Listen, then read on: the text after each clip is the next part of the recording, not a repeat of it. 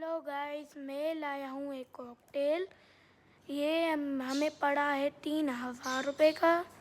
Tape मुझसे खुल नहीं रही थी तो मैंने सीधा हाथ से ही खोल दी और ये निकला हमारा कॉकटेल।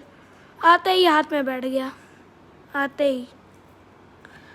और ये हमें, आप सोच रहे होंगे कि इसके पूरे बॉडी में क्या हुआ है, तो व्यूअर्स मैंने आपके साथ प्रैंक कर दिया है।